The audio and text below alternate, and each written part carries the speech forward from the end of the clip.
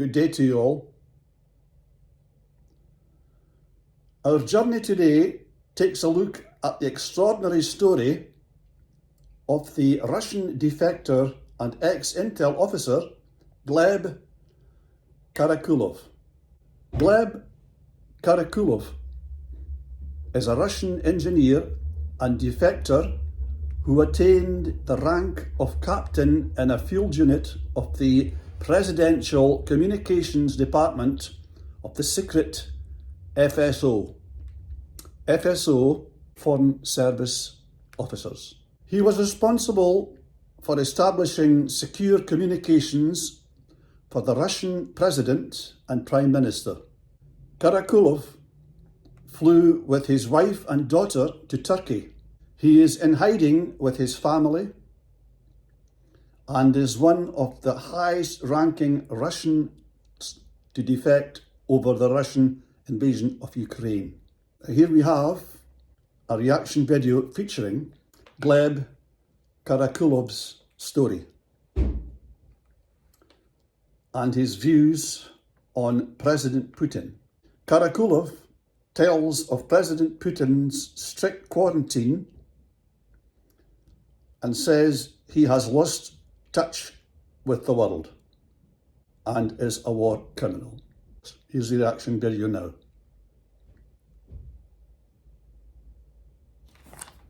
As if losing tanks by the dozens and terrified conscripts by the hundreds on a daily level wasn't bad enough, Putin has now been betrayed by one of his own. And you won't believe this guy's getaway story and what he revealed about the maniacal Russian dictator.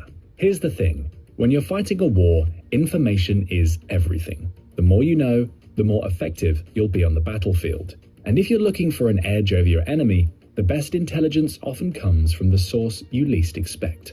One such example hit global newsrooms just recently when a high-ranking defector from Vladimir Putin's inner circle decided enough was enough and escaped to the West.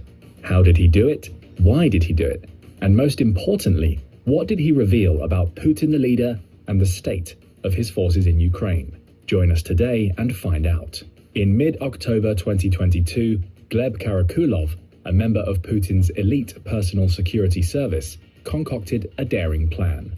A graduate of Russia's Mezhaysky Military Space Academy, he had risen through the ranks of Russia's Federal Guard Service, becoming a captain and engineer in the Presidential Communications Directorate. Impressive technical skills rewarded Gleb with important jobs. Among them, he became responsible for arranging and providing secure encrypted communications to and from Putin's presidential and the Prime Minister's office on their foreign visits. This role exposed Gleb to a flood of classified information, as well as the routine and private affairs of Putin's inner circle. Let's put it this way. Gleb found himself smack in the middle of information central, and it was a prestigious, important job, but one that soon began to grate against his moral compass. For Gleb, the February 2022 invasion changed everything. By late 2022, Putin's ruthless tactics, Russia's changing fortunes, and the criminality demonstrated by average Russian soldiers in their deployments to Ukraine caused many Russians to begin quietly opposing the war. Gleb himself never participated specifically in Russia's military activities, but racked by internal guilt and aware he was implicitly supporting an authoritarian regime bent on executing its leaders' criminal orders, he found himself among this group disillusioned by the brainwashing, propaganda, and hypocrisy at every level of society. What this guy did next took no small amount of courage. Just 2 years from retirement from the FSB, Gleb made a monumental decision. He decided he wanted out. "I could no longer make compromises with myself," he later told interviewers. "I couldn't remain in the service of this president. I consider him a war criminal. Even though I am not directly involved in this war, it's no longer possible for me to carry out his criminal orders or stay in his service." It wasn't only Putin's behavior that put Gleb off. During his travels in the initial phases of the war, he talked about the bloodshed and devastation Russian soldiers were inflicting on Ukraine. According to Gleb, they would savor every detail of what was happening in the war, even taking pleasure in these discussions. "I can't describe how disgusting and unpleasant it was," he continued. "I don't know, I had this feeling of total disgust. I decided to quit." "We get it, Gleb, and we're with you on this." His decision coincided with Putin's September mobilization order that raised a new wave of Russian conscripts for frontline service in Ukraine. This posed a major problem for Gleb. He could terminate his contract, but if he left the service, he knew under the mobilization he would immediately become a reserve officer consigned to the front after his discharge. He would not be party to a criminal war, on or behind the front lines. It was as simple as that. So with his decision made, what would he do next? The problem was picking the right moment. Gleb had an incredibly important job. Every time the Russian president or prime minister traveled anywhere, he would go ahead as the leader of an advanced team with enough specialized communications equipment to fill a Kamaz truck. Over 13 years, Gleb made more than 180 trips, each ensuring Russia's political elite could safely communicate with their colleagues from anywhere in the world. Because of his routine travels, he decided the best time to escape would be when he was far from the Russian metropole, at least far enough to be near somewhere with an airport that could get him into a pro-Western country. But he had to pace himself. Timing was everything. In October 2022, the opportunity finally presented itself. Here's how he pulled it off, and it's genius. Russian heads of state were scheduled to fly to Astana, the capital of Kazakhstan, to attend a regional diplomatic summit. Naturally, Gleb went ahead to ensure Putin and his staff's communications were securely installed. It was there, however, where Gleb hatched his wily plan. On the final day of his business trip, he told his colleagues he wanted to go souvenir shopping after his shift. While there, he prepared the next phase of his plan, the getaway itself. When colleagues began texting him asking where he was shopping so they could meet up with him, he told them he had developed stomach cramps and needed to rest in his hotel room. Little did they know, Gleb was already on his way. That afternoon, he picked up his wife and daughter, who had come to Astana under the pretense of visiting Gleb, took a taxi to the airport, and prepared to board a flight to Istanbul, Turkey. Gleb must have been feeling the pressure at this point. His colleagues would soon become suspicious. The minutes ticked by. The passengers prepared to board. And then, an unexpected announcement made Gleb's heart sink. The flight was briefly delayed. He had to act quickly. Knowing his colleagues would be looking for him, Gleb turned off his phone. There was no turning back now. An hour later, he boarded the plane with his family. Relief swept over him and his wife as the flight attendants sealed the door. He had made it, but he was now a wanted man. Gleb Karakulov's escape officially made him the highest-ranking intelligence officer in Russia's recent past to defect to the West. By the time he landed, his phone had been bombarded with messages asking him where he was and what he was doing. Others who had caught on labeled him a traitor. His FGS operations department officer tried to get in touch. Gleb never responded. In Istanbul, Gleb and his family were met by Katya Hakim, a member of the Dossier Center, a London-based group funded by Russian opposition figure Mikhail Khodorkovsky. The Dossier Center transported Gleb to a secure flat in an undisclosed location and began to meet with him in person. He agreed to give an exclusive interview before going public. Gleb was clear on his rationale for giving such a high-profile interview so soon after his escape. Russia's illegal invasion and occupation of Ukraine has thus far divided Russian officials, politicians, and elites, but until now, few have had the courage or audacity to publicly condemn Putin's actions. Gleb told his interviewers he wanted to speak out to express his opposition to the war in Ukraine. Above all, he wanted to tell his Federal Guard colleagues and all Russian citizens to do something, that they should not believe the war has anything to do with Ukrainian aggression. So what did Gleb say? Ironically, the biggest and most oft-repeated observation from the interview came as the least surprising. Since the start of the war in Ukraine, Putin's paranoia has gone into overdrive. Putin is pathologically afraid for his life. He spends most of his time at his residences, reinforced safe houses the media has aptly labeled bunkers. This is hardly shocking. Self-preservation is priority number one in every dictator's handbook. But Putin seems to take it to another level, leading an isolated, cocooned existence cut off from reality. Putin does not use a mobile phone. At least, Gleb had never once seen him with one in all his years of service. And why would he? Mobile phones can be hacked, bugged, or compromised, an unnecessary security risk for heads of state. Gleb said that contrary to Putin, whenever the Russian Prime Minister goes on business trips, a senior aide in charge of internet access will accompany them, using a laptop with secure access to look things up as necessary. Putin requires nothing of the sort. What's the point of the internet for Putin? Gleb remarked. He only receives information from his closest circle, which means that he lives in an information vacuum. This is worth exploring more. In his self-incurred isolation, the Russian president essentially gets his information from three sources. 1. His inner circle. Yes men who tell him everything he wants to hear. 2. Authorized reports from his military intelligence and security services. And 3. Yes, you guessed it, Russian propaganda. Putin insists on having a Russian TV everywhere he goes, and this is significant. He loves watching his own sensationalized propaganda espoused by raging pundits who exaggerate the nobility of Putin's war and minimize its global repercussions. So much time in their own echo chambers they become convinced they are the only ones who can see the world as it really is. The irony is that the more they feed themselves information from one side, the more unbalanced their perspective becomes. Putin takes this to the extreme. We shouldn't be surprised, but it has been said that many of the reports he reads from his intelligence services are extremely flawed.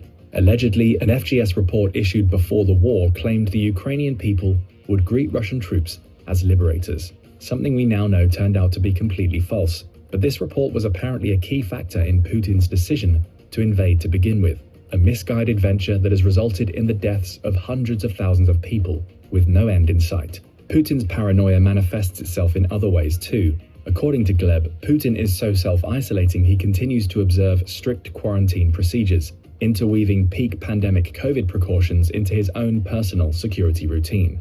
We have to observe strict quarantine for 2 weeks before any event, even those lasting 15 to 20 minutes, Gleb said. There is a pool of employees who have been cleared, who underwent 2-week quarantine. They are considered clean and can work in the same room as Putin. When asked whether the staff questioned these measures, Gleb responded that everyone was a little perplexed as to why this is still going on, because everyone has been forced to get vaccinated. Everyone undergoes health screenings, monitors their health, and takes regular tests. I know that all of the president's aides take PCR tests several times a day. I have no idea why. He's probably just worried about his health. Perhaps Putin isn't wrong to be overly cautious. With millions of people who would gladly take his life, given the chance, there may be a method to his madness. But this is just the tip of the iceberg. Putin's paranoia manifests itself not only in his behavior and his relationships, but in the places he occupies and the vehicles that move him from one place to the next. Having had to install encrypted communications on a range of non-stationary facilities ranging from planes, helicopters, trains and yachts, Gleb noted that Putin has contingency plans in place for almost every conceivable situation. One of Putin's preferred modes of transport of late is a specialized armored train, which Gleb noted appeared on his FGS schedule sometime between 2014 and 2015. The train is unremarkable at first glance, bearing the same appearance as an ordinary train, the same as all the other Russian railway trains, he said, grey with a red stripe. The front of Putin's train is what distinguishes it from any other.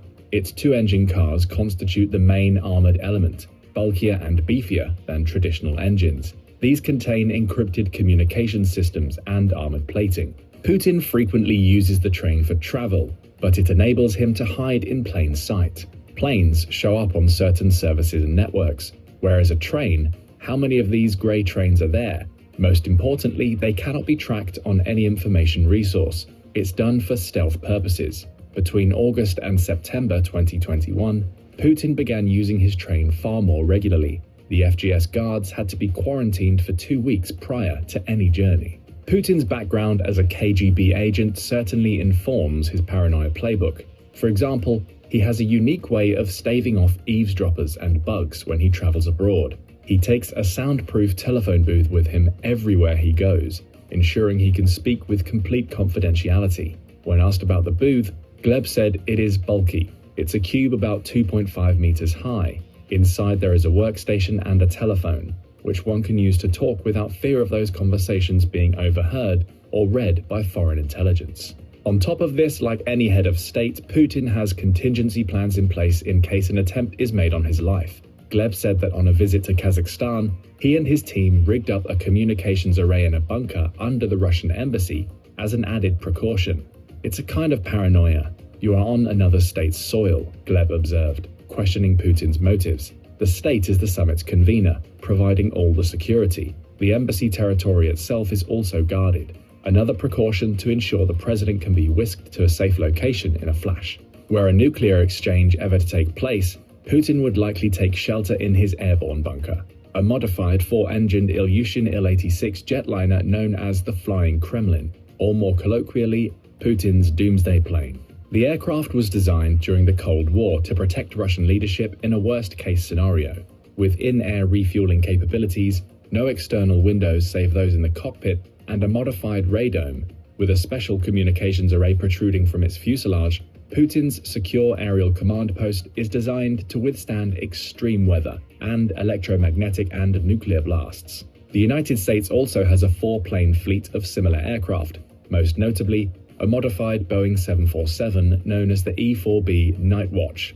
kept fueled and ready for any situation. One of the most interesting observations was how Putin likes to make it look like he is more active than he really is. Ever since the war began, the Russian president has spent more and more time locked away in his secure residences in St. Petersburg, Sochi, or Novgorod. Interestingly, each of his offices in these locations is designed to be identical, so that Putin can appear to be in one place, but really work from another.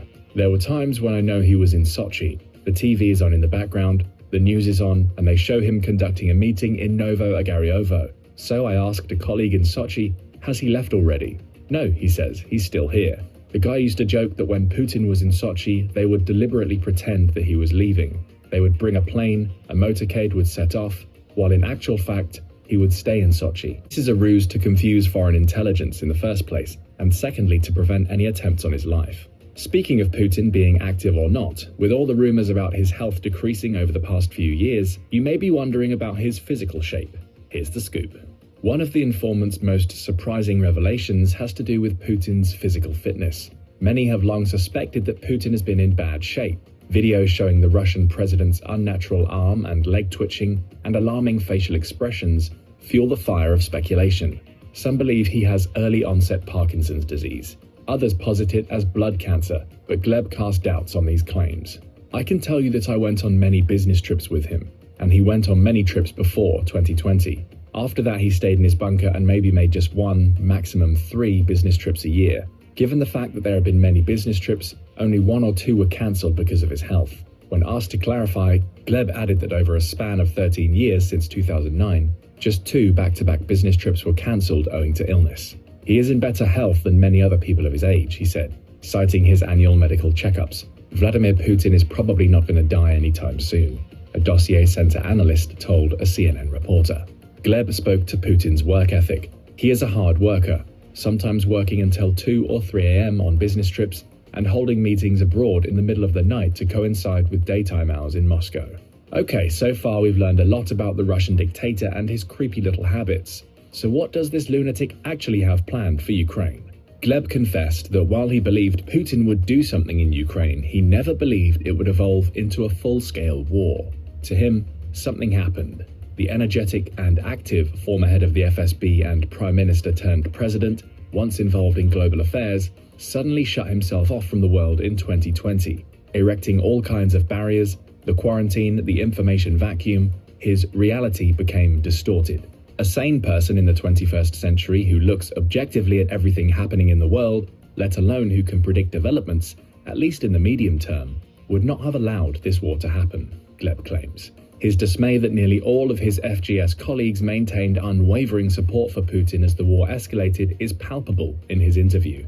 To him, average Russians will struggle to separate fact from fiction as long as they stay glued to their Russian state TVs. His own wife, he said, would never have understood how information was distorted had he not told her how different things were in reality. I don't want to think about it, but if I hadn't been an officer in the FGS, I'm horrified to admit that I might have been a Z-Patriot or whatever they're called, because I'd be watching TV. The excessive spending to preserve one man's lavish lifestyle, private luxury getaways for oligarchs and friends of Putin's, the chronic misuse of Russian taxpayer money, it all started to get to Gleb. He devoted the final part of his exclusive interview to his FGS colleagues. He exhorted them to recognize their privileged position, to see things as they really were, and speak out against Putin's war. How many nameless victims of this war are there? How many of them are children?